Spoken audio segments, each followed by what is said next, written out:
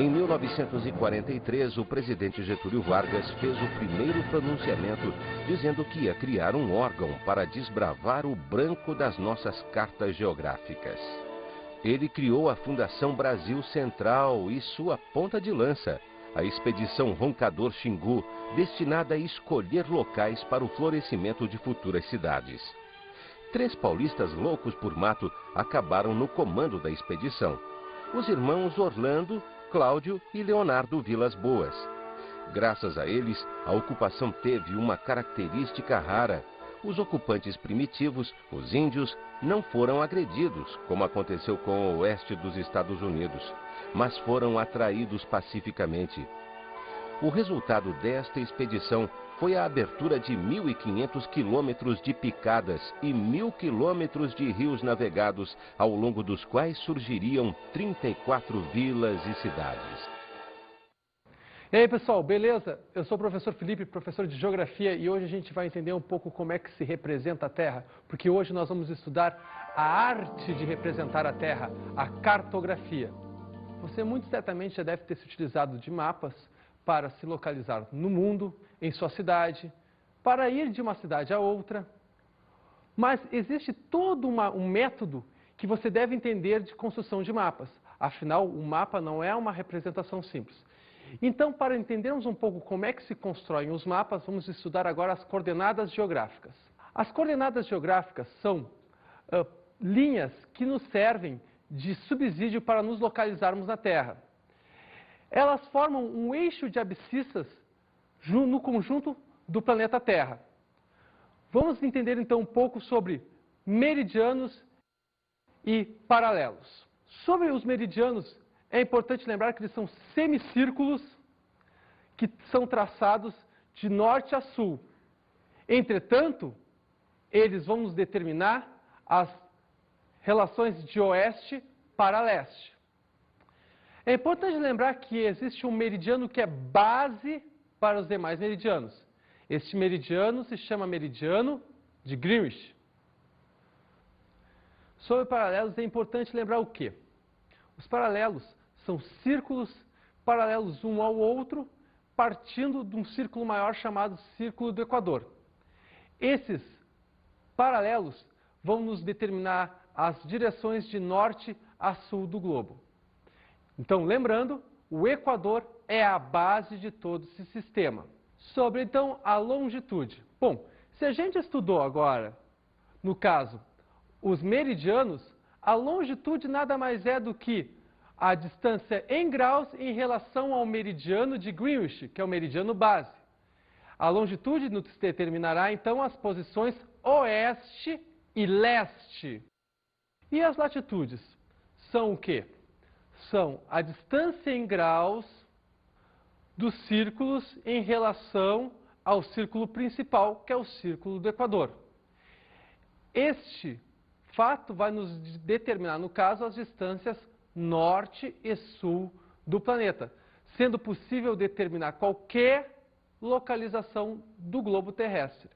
Como, por exemplo, eu posso dizer, então, que a cidade de Porto Alegre fica, por exemplo, a 30 graus de latitude sul e 51 graus de longitude oeste. Agora, uma outra pergunta. Se nós pintássemos todas as latitudes e longitudes da Terra, com que cor, no caso, ela ficaria? Bom, se nós pintássemos de preto essas linhas, a Terra ficaria totalmente preta. Afinal, toda a Terra, no caso, nessa analogia, é circundada por meridianos e paralelos. E, portanto, se nós pintamos todos as longitudes e longitudes, consequentemente, nós pintaremos toda a Terra. Agora vamos fazer uma enquete para tentar entender um outro assunto da nossa aula, que é o assunto de escala.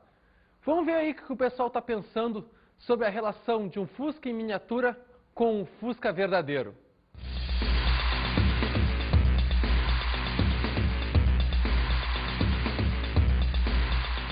Quantas vezes o real é maior do que essa miniatura? 1 para 50. Vocês imaginam qual que é a proporção entre um e outro? Ou seja, quantas vezes esse real aqui, esse grande, é maior do que esse pequenininho aqui? Umas 30 mil vezes. Você acha que quantas vezes aquele lá é maior do que esse? 65. Imagina qual que é a proporção entre um e outro, ou seja, quantas vezes esse grandão aqui é maior do que esse pequenininho aqui? Deixa eu ver. Vamos ver, né? Calculando a roda. Acho que cada roda dá uns 20 busquinha, né? Uns 3, acho que mais, sei lá. 3 desse dá um desse? Não, acho que deve ser uns 10. Mais de 300, não sei. Bom, nessa confusão aí do pessoal tentar ver quantas vezes era menor o Fusca em miniatura em relação ao Fusca verdadeiro, você pode perceber uma coisa, que escala é uma relação de razão e proporção. Então, quando nós fazemos um mapa, nós temos que obedecer uma relação de razão e proporção. É isso que nós chamamos de escala. E a escala no mapa ela pode aparecer de duas formas, sob a forma de escala gráfica e sob a forma de escala numérica. Sob escala gráfica, é importante nós lembrarmos o quê? Nós lembrarmos que a escala gráfica é uma barra, e através dessa barra você pode pegar sua régua, marca essa distância na barra e vai para o mapa fazer realmente a distância, tornar essa distância aqui em centímetros no mapa em distância real, ou seja, a distância da realidade. Então a escala gráfica é isso, é uma barrinha aquela que você marcou, foi para o mapa e aí descobre a distância real. Já a escala numérica é aquele número 1, 2 pontinhos, por exemplo, 50 mil. 1, 2 pontinhos, 200 mil. O que está querendo dizer essa escala numérica? Está querendo dizer o quê? Uma unidade no mapa equivale a 200 mil na realidade. Uma unidade no mapa equivale a 50 mil da mesma unidade na realidade. Isso é muito importante você lembrar. É isso que vai ajudar você a calcular a distância real através de um mapa. Quanto à escala, a gente pode classificar os mapas em diferentes formas. Qual é a diferença, por exemplo, entre a planta de uma casa, de um apartamento, e um mapa mundi? Pense bem. Lógico, é a escala. É importante nós lembrarmos o que então? Por exemplo, numa planta de um apartamento, nós vamos fazer, vai ser provavelmente um mapa, uma unidade para 100 da mesma unidade. Por exemplo, 1 centímetro equivale a 100 centímetros na realidade. Agora imaginem usar para fazer um mapa mundi, 1 centímetro equivalendo a 100 centímetros. Impossível! A não ser que tu tenha muita, mas muita folha mesmo para fazer esse mapa. No mapa mundi, nós usaremos provavelmente a distância de 1 centímetro equivale a 30 milhões de centímetros na realidade. E com isso se torna possível fazer um mapa mundi. Então vocês vejam que existe uma diferença de escala entre, no caso, esses dois tipos de cartas geográficas. Então é importante nós lembrarmos o seguinte: qual deles tem a escala menor? A planta ou o mapa mundi? O mapa mundi. Ah, você pensou que era a planta, né? Só porque a planta mostrava um local menor. Entretanto, para determinarmos se uma escala é grande ou pequena, é necessário o quê? Entender o nível de detalhe. Quanto maior for o nível de detalhe, maior vai ser a escala. Sendo assim, nós poderíamos dizer que entre a planta de um apartamento, o mapa do estado do Paraná e o mapa do mundo, o mapa que possui a maior escala é o mapa, no caso, a planta do apartamento. E o mapa que possui a menor escala é um mapa mundi. Tudo isso porque nós podemos fazer, por exemplo, essa escala, por exemplo, de uma planta, nós podemos usar 1 para 2 pontinhos 100. Mas a gente poderia transformar isso em uma fração, 1 sobre 100. A mesma coisa acontecendo com o mapa mundi. Por exemplo, 1 para 30 milhões. Se você fracionar, você vai colocar 1 sobre 30 milhões. E aí, usando essas duas frações, você pode responder mais facilmente aí para mim. Qual dessas escalas é a maior? Com certeza é a da planta de uma casa. Então agora vamos ver como se faz um cálculo se baseando na escala. Bom, é importante você ter então em mente 3 fatores. No caso, a distância real, a distância no mapa, que normalmente a gente usa centímetros ou milímetros, e a escala. E aí você tem que ter então a seguinte noção. No caso, o D maiúsculo vai ser a distância real.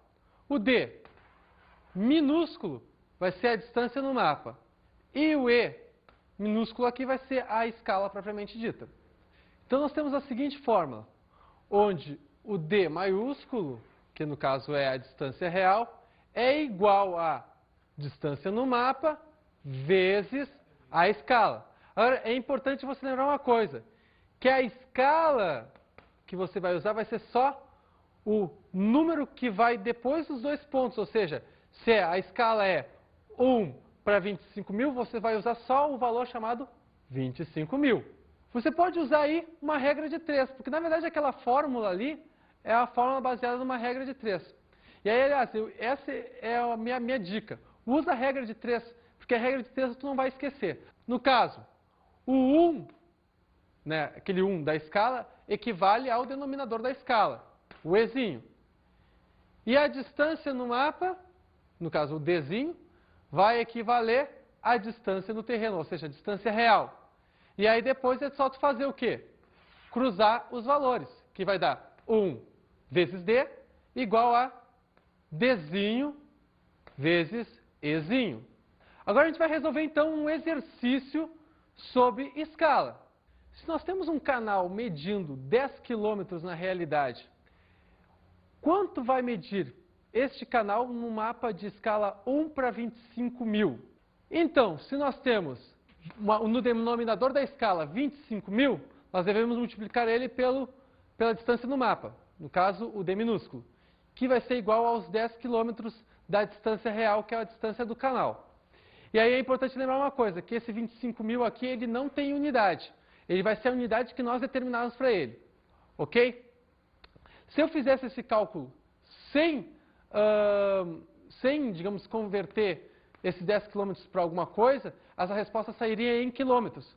Mas, como para a resposta fica melhor a gente colocar ela em centímetros, já que a gente está falando em distância no mapa, é importante nós, então, transformarmos esse 10 quilômetros em centímetros. 10 quilômetros em centímetros dá 1 milhão de centímetros, que nós dividiremos, então, pelo 25 mil, que aí vai dar a resposta final em, no mapa de 1 para 25 mil, equivalem a 40 centímetros no mapa. Agora nós vamos estudar um outro fator chamado curvas de nível. As curvas de nível são linhas que medem e marcam a altitude de um relevo no mapa. Com ele é possível, além de determinar a altitude desse relevo, determinar também a forma desse relevo. As curvas de nível são um importante instrumento na interpretação de cartas topográficas. Então vamos ver aqui na figura como é que funciona essa ideia de curvas de nível. Olha aqui, nós temos aqui uma curva de nível de 600 metros. Aqui nós temos uma curva de nível de 500, aqui de 400. Se nós... o importante é lembrar o seguinte, que essas curvas de nível elas possuem uma equidistância. Ou seja, a distância entre uma curva de nível e outra é sempre a mesma. No caso aqui, 100 metros em relação, é a relação de uma curva de nível para a outra.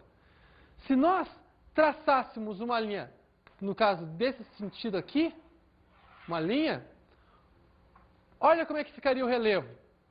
Seria uma depressão, porque olha aqui, ó, o ponto, esse ponto aqui é de 200 metros, aqui é 400, aqui é 500, ou seja, quanto mais na borda nós estivermos aqui da figura, maior vai ser a altitude. Então, nos demonstrando aqui uma depressão. Então, você vê que a gente pode, através das curvas de nível, determinar, no caso, a forma do relevo. Então, vamos mais uma figura. No caso aqui, ó, curva de 100 metros, 200, 300, 400, 500, 600. Se nós traçássemos uma linha nesse sentido, olha o que nós teríamos aqui. No caso, um morro. Porque olha aqui, ó, a distância aqui do centro é de 600, ó. A área mais alta. E aqui, ó, na periferia, a linha são as linhas menores. Então, no caso, ó. Então, é importante, através desse gráfico, nós representaríamos, então, um morro. Temos mais, então, aqui mais uma figura que nos representa mais uma forma de relevo. No caso aqui, se nós traçássemos uma linha, nós teríamos uma espécie de dois morros. Porque olha aqui, ó, aqui nós temos um pico de 600 metros e aqui de 600. Então, ó, a maior elevação que aparece aqui de 600 metros aparece aqui na figura. E as margens da figura aqui nós temos as menores altitudes. Então você vê a importância das curvas de nível, porque através delas a gente pode marcar bem, no caso, a forma de um relevo e a gente pode determinar então se é uma depressão, se é um morro. Por exemplo, também nós poderíamos determinar para onde um rio corre. Se nós tivéssemos um rio que corresse nesse sentido, com certeza nós teríamos um rio que vai desse ponto aqui para este ponto aqui. Porque nós sabemos que a água não sobe. E a água não subindo, então, consequentemente, tem que ir de 500 metros para 100 metros. Tá ok? Então, isso é importantíssimo também nos mapas. Bom, vamos então para um outro ponto, que é a equidistância das curvas, que, como eu falei, de uma curva para outra, sempre, mas sempre, nós temos o quê? A mesma distância entre elas. Ou seja, ali nós vimos no caso que era de 600 para 500, de 500 para 400, ou seja, a equidistância dessas curvas era de 100 metros. Se nós tivéssemos no mapa, por exemplo, a distância de 420, 440, 460, consequentemente, a equidistância dessas curvas de nível seria de 20 metros. Então, todas as curvas de nível sempre mantêm uma mesma equidistância, ou seja, o mesmo valor entre a distância das curvas. As isoípsas são linhas que marcam, no caso, então, o relevo. Ou seja, as curvas de nível que eu acabei de demonstrar para vocês são isoípsas. Mas existem outros tipos de curvas de nível que determinam outros tipos de grandeza física. No caso, nós temos também as isóbaras. As isóbaras são linhas que medem a pressão atmosférica. Através dela, nós podemos determinar, então, locais de baixa pressão e locais de alta pressão. Outro tipo de linha que nós temos são as isoietas, que nos determinam os valores de precipitação líquida. Então, nós determinamos locais que chovem bastante e locais que chovem pouco. E outro tipo de linha que nós temos é as isóbatas. As isóbatas são linhas que nos marcam, no caso, a profundidade do relevo. Ou seja, altitudes inferiores a zero, nós vamos medir com linhas isóbatas. Altitudes superiores a zero, aí são aquelas que a gente tinha descrito, que são as isoípsas, tá ok? Então, você tem aí uma noção de diversos tipos de curvas de nível. Agora vamos usar entender um pouco de um outro artifício que se usa em cartografia, que são as cores. E aí nós temos dois tipos de cores, que no caso nós temos as cores batimétricas, que são as cores que determinam profundidade, e que nós vamos, então, numa escala de azul, determinar qual o tipo de profundidade. E nós temos as cores hipsométricas, que são as cores que vamos definir a altitude. Utilizando aqui no gráfico a escala, e aí a gente pode ver, as cores mais ao nível do mar, no caso a gente vai adotar o verde. E com isso a gente vai tornando essa cor mais vermelha conforme vai aumentando a altitude. Mas o que é importante lembrar das cores hipsométricas é que as maiores altitudes são marcadas pela cor branca. Então, por exemplo, se eu tenho um mapa do mundo, o que vai aparecer como branco? São as altitudes da Cordilheira dos Andes, as altitudes da Cordilheira do Himalaia e assim por diante. Ou seja, as grandes altitudes do planeta. E sobre as cores batimétricas, são cores, no caso, que vão de um azul bem claro, bem próximo ao branco, até um azul bem forte. É importante lembrar, então, que, por exemplo, fossas submarinas, como, por exemplo, a Fossa das Marianas, vão aparecer no mapa com um azul bem forte, um azul bem marinho, que nos demonstra, então, uma grande profundidade desta área. Bom, agora nós vamos entender, então, um pouco sobre projeções cartográficas. Então, qual é o nosso melhor tipo de projeção cartográfica, ou seja, a melhor forma de representar a Terra? A melhor forma de representar a Terra é representar de uma forma que ela pareça mais ou menos aquilo que ela realmente é, ou seja, uma esfera.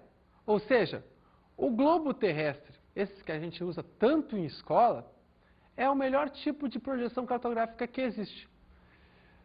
Toda tentativa de tornar essa esfera visível através de um papel, ou seja, de um plano, sempre gera uma série de distorções. É importante, então, nós estudarmos os tipos de projeção cartográficas relativas ao plano, para nós entendermos que tipo de distorções cada tipo de projeção cartográfica nos oferece. E assim não corrermos alguns riscos que essas projeções nos demonstram. Como, por exemplo, nas projeções cilíndricas. As projeções cilíndricas são o quê? Você pega um cilindro e projeta ele sobre a superfície da Terra.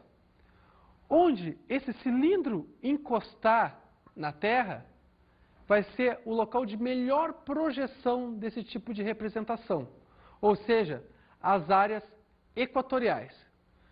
Quanto mais afastados estivermos do Equador, maior será a distorção.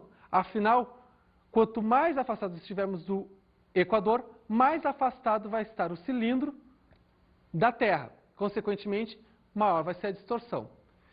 Nós temos dois tipos básicos de projeção cilíndrica. No caso, a projeção de Mercator, que no caso vai fazer com que esse espaço onde está, no caso a Europa e a Ásia e a América do Norte, se pareça muito maior do que de fato é. Por que isso? Porque quanto mais afastado do Equador, maior a distorção. Como as terras da Ásia, Europa e América do Norte estão em latitudes bem altas, consequentemente essas áreas parecem muito maior.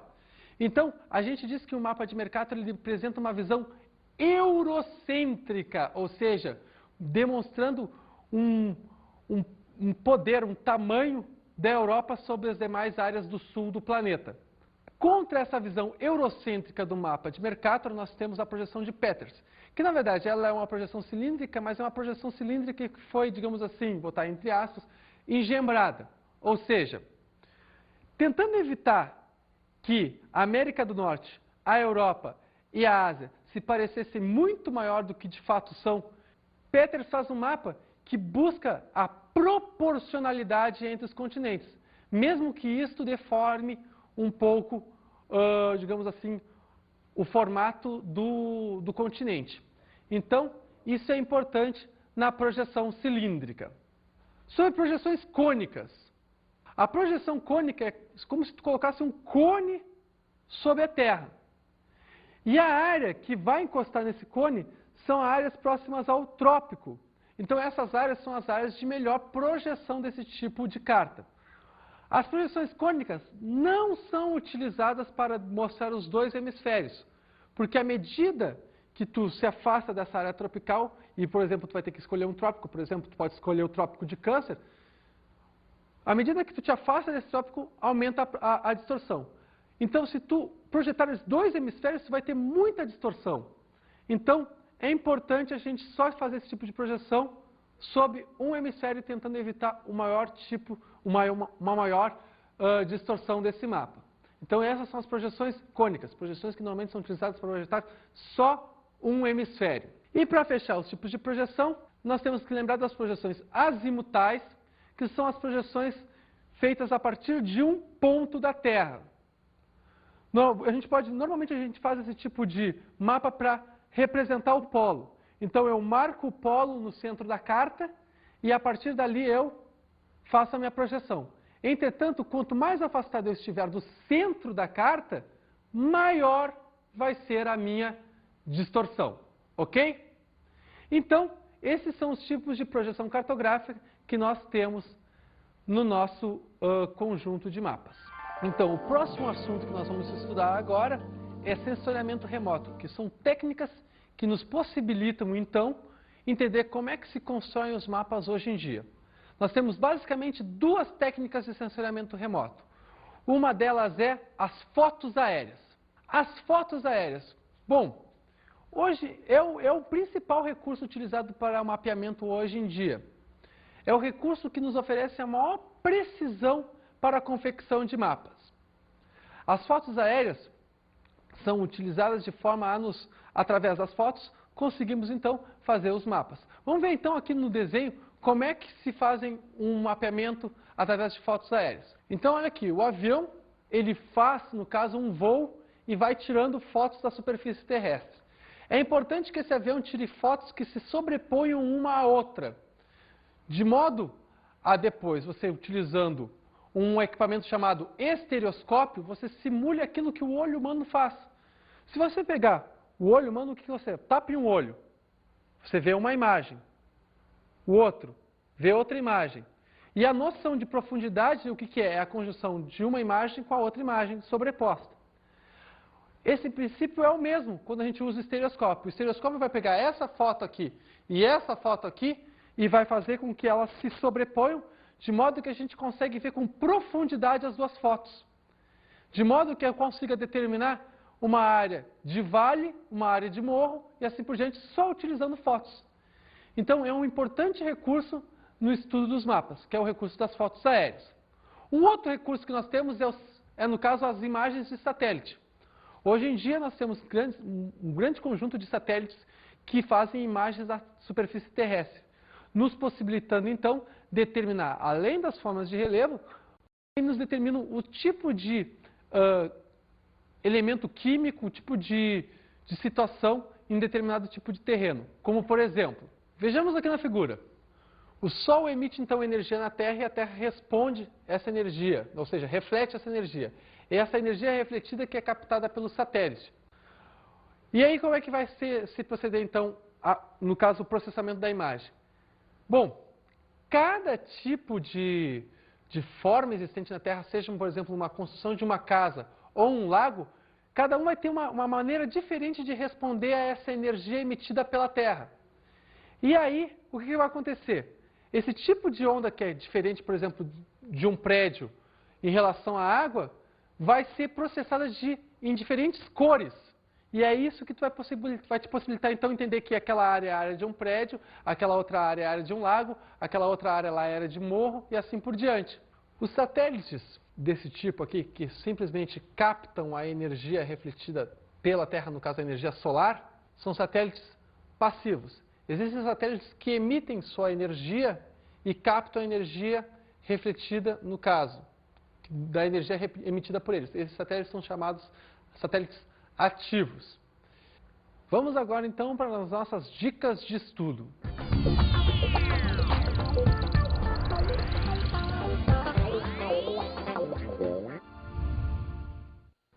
Então a nossa dica é o quê? Pegue então o mapa da sua cidade e marque a distância, no caso, da sua casa para a sua escola ou seu cursinho. E aí faça o cálculo usando a escala, faça o cálculo da distância real entre a sua casa e o seu cursinho e a sua escola. E comece a fazer depois da casa do seu amigo, a distância da casa da sua namorada, depois a distância da casa, sei lá, da sua casa de praia, de repente, utilizando o mapa do seu estado. E isso vai fazer com que você pegue, no caso, a manha do cálculo de escala. É um importante recurso que você pode utilizar de modo a aprender mais facilmente esse tipo de cálculo.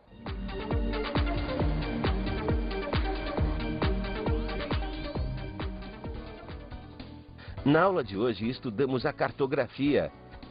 Vimos que a cartografia é a arte de representar a Terra. Vimos que um dos seus importantes elementos é a escala. Aprendemos escala. Você deve lembrar que a escala nada mais é do que razão e proporção. vimos o que são as curvas de nível. As curvas de nível nos ajudam então a determinar grandezas físicas no mapa. Discutimos as projeções cartográficas.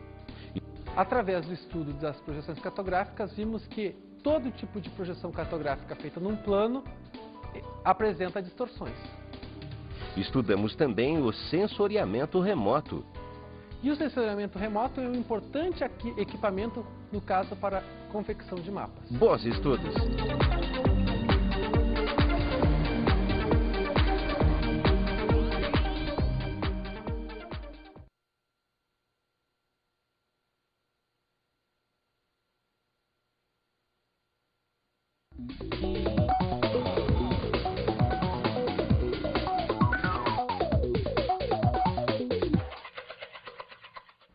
E aí, professor, como é que a gente vai trabalhar esse assunto em aula? Bom, minha dica vai para estudar, então, projeções cartográficas. Pega uma bola de isopor, distribua entre os alunos uma bola de isopor e diferentes tipos de projeção, no caso das que nós vimos hoje, cônica, cilíndrica e azimutal. Peça para que os alunos tentem colar a projeção, esta que a gente vai distribuir em sala de aula, na bolinha de isopor. Eles vão ver que não tem como colar, no caso, a projeção na bolinha, sem que haja distorções, que no caso eles vão fazer o quê? Vão amassar, no caso, essa folha. Através dessas áreas onde foram amassadas, no caso, as folhas sob as bolinhas de isopor, é que os alunos vão perceber onde é que há distorção e onde é que não há distorção numa projeção cartográfica. Então, essa é uma dica que você pode utilizar em sala de aula. Obrigado, professor, e até a próxima.